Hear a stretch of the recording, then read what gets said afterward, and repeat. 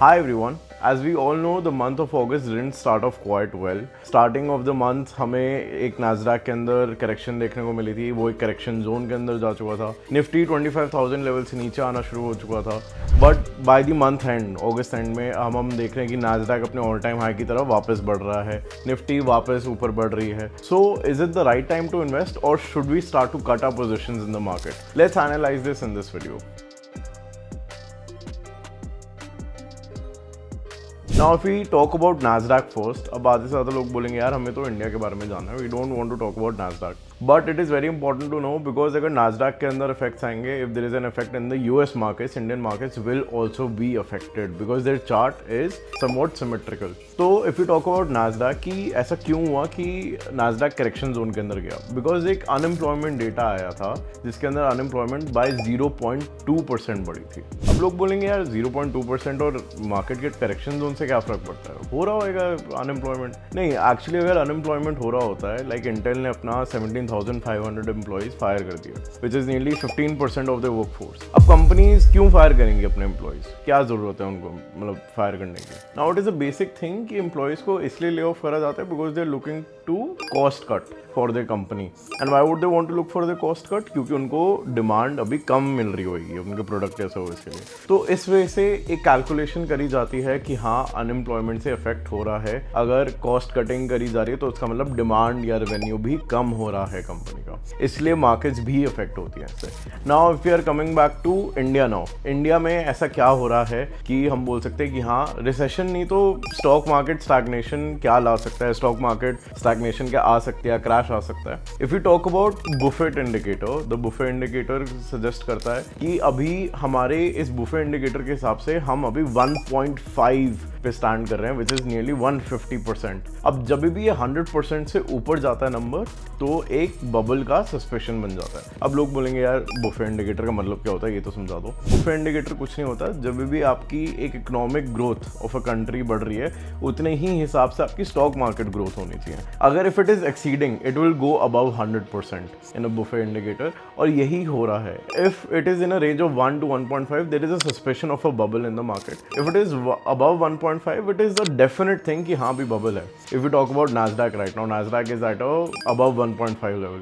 If we talk about India, India is at a 1.5 level. And अभी BSE का mid का P देख लो, small का पी देख लो. अभी ये एसेट्स बहुत एक्सपेंसिव हैं, अभी ये शेयर्स बहुत एक्सपेंसिव है. You would not want to buy these assets at a very expensive level. Now if we add up all this data, आधे से ज़्यादा लोग अभी भी बोलेंगे यार markets are running well. So there is a technical indicator as well which is known as the inverted yield curve. अब inverted yield curve होता क्या है? इन्वर्टेड यील्ड कर्व कुछ नहीं होता, जब भी एक शॉर्ट टर्म बॉन्ड की यील्ड या रिटर्न एक लॉन्ग टर्म बॉन्ड से ज़्यादा हो.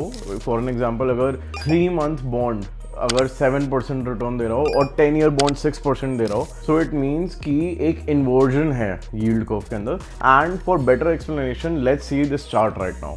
Now if we see here that the middle line here signifies that it is 0 and below this point it has definitely gone into a negative. Since 1970 if we talk about, it has never been wrong. It has always predicted the upcoming recession. मतलब कि ये अगर कभी भी negative गया है तो हमेशा रिसेशन आया ही आया है. नॉट डेफिनेटली कि अगर वो नेगेटिव में हो तभी आए, जब वो रिकवरी भी करते जैसे 2019 में हो गया, 2007 to 2008, 1999 to 2000. तो if we look right now we are in a negative zone since 2022.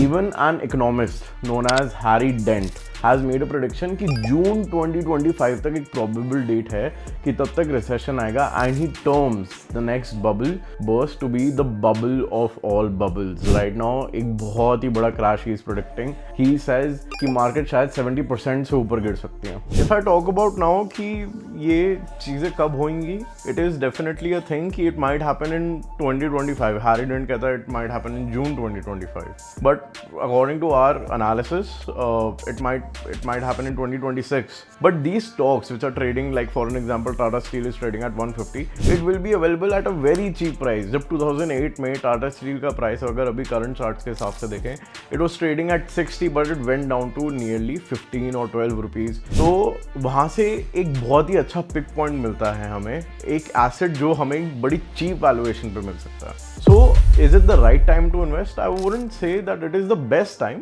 It is an okay time if it really depends on what asset you are choosing, मतलब which type of stock you are choosing. Now the part that you were waiting for कि एक investor को क्या करना चाहिए. First of all, this is not an investment advice. जो भी हम इस वीडियो के अंदर बोल रहे हैं, this is just our analysis. This is not an advice. So please don't follow it blindly.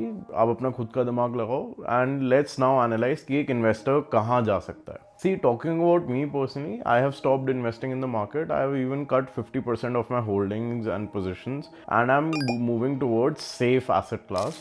You can invest in debt funds like gilt funds, long-term duration funds, dynamic bonds. अब this is up to you where you would like to invest. Definitely, अब हर कोई अपने हिसाब से ही करता है market में invest. But this is definitely our analysis that one can invest here.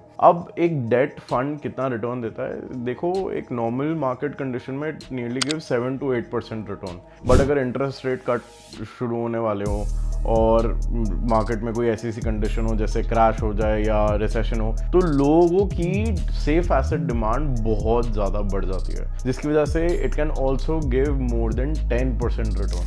अब लोग बोलेंगे यार 10% रिटर्न के लिए मैं क्यों इन्वेस्ट करूँ यार, मैं इक्विटी में ना डालूँ. सी, लोग ये बात भूल रहे हैं कि स्टॉक मार्केट में लॉसेस भी होते हैं. This is not only just gain. हाँ, लॉन्ग टर्म में you will always earn in the market, but don't forget there are cases like 2008 and 2000 as well, जब सबको लगता था कि मार्केट में क्रैश तो कभी भाई आ ही नहीं सकता, but they were given a reality check like the crash of 2008 and 2000, which is why debt can be seen as the best fit as an hedging instrument, because वहाँ पे liquidity भी अच्छी खासी होती है. You can take out your money and invest if there is a big dip in the market. Now if I talk about myself, मैं currently अब invest नहीं कर रहा हूँ market के अंदर. I've already cut 50% of my holdings and positions, and मैं already debt के अंदर invest करना शुरू कर चुका हूँ, and I might even cut more. Definitely it is up to you if you want to do it or follow this analysis whatsoever. But if you like it, definitely drop a like, and like any other YouTuber मैं भी बोलूँगा कि do drop a like,